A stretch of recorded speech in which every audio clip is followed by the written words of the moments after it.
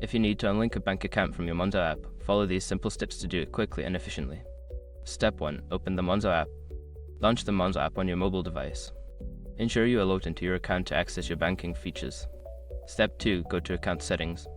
Navigate to the account settings by tapping on your profile icon or the menu option, usually located in the top corner of the app. Step 3. Select Linked Accounts.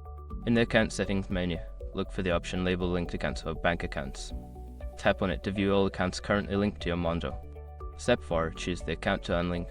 Find the bank account you wish to unlink from the list. Tap on it to access more details about that specific account. Step 5. Unlink the account.